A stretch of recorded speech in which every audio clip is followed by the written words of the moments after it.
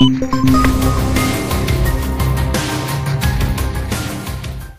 first clue about Ghost Online, besides the lackluster website, will be the fact that you have to install 3 different things to get it to work.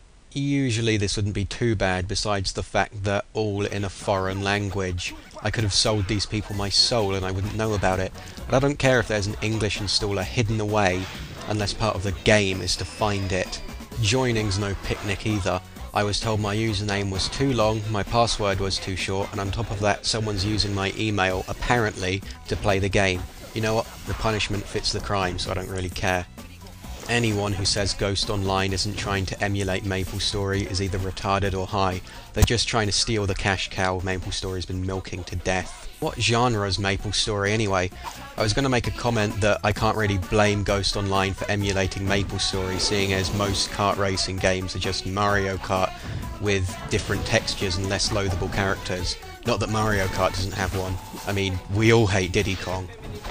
But Ghost Online isn't a kart racing game trying to borrow from the best.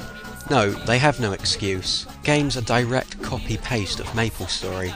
In fact, the characters are even more woeful than in MapleStory because they appear to be borrowing a style from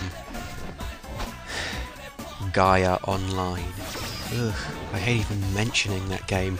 Not as much as MapleStory, but it still just leaves a dirty taste in my mouth. I'm trying to say MapleStory as much as possible in this review, so I fill my yearly quota for the words and never have to use them again. MapleStory. But seriously though, every enemy, every character, every item, it all just oozes Gaia Online.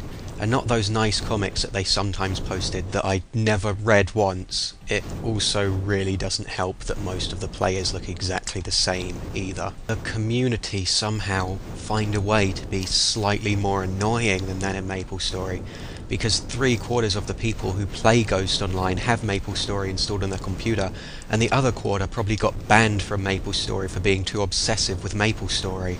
It was never really too hard to find someone to play with that was respectable, but really, whoever you play with, this game just makes you feel wrong.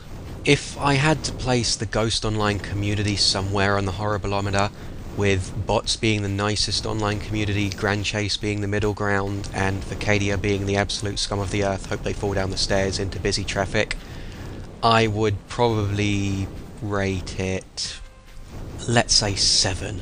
That being said, the community really weren't all too mean.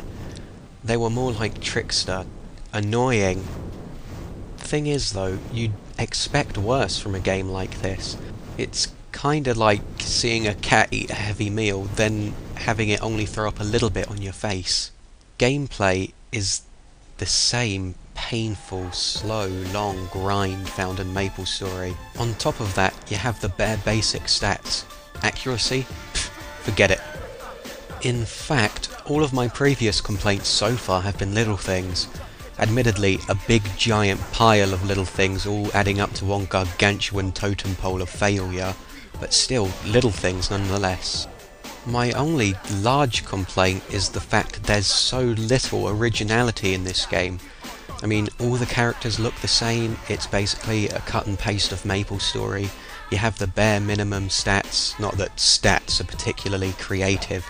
Heck, the game feels like it was just written by a guy reading out of the MapleStory instruction book. This lack of originality actually does the game some favours in one point, and that's the fact that you always start off in the same town and you always fight the same monsters.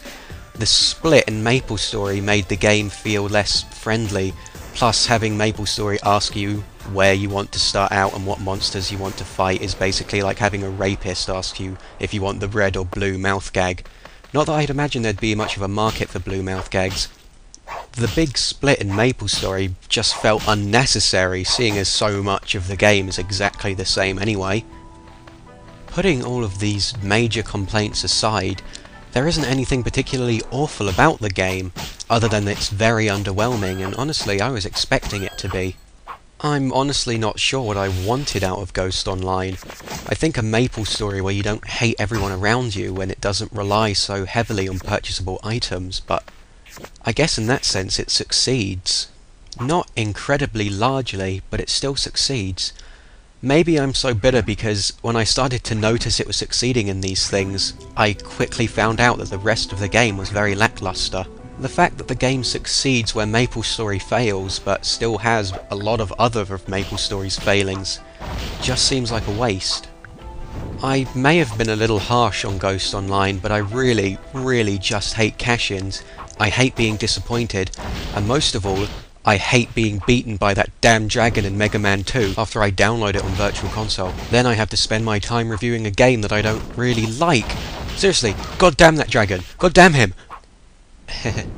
Ahem. Overall, I'm going to give Ghost Online a 5 out of 10, mainly because it has a certain B-movie charm about it, like, I don't know, watching the movie Dragon Wars. You won't be laughing as much as when you watch the movie Dragon Wars, but still, it has a B-movie charm. What can I say? It'll make you smile with its inferiority at times. If you are thinking about getting MapleStory, I recommend you get this instead. But honestly, if you are thinking about getting MapleStory, I recommend you take a handful of bleach with your next meal.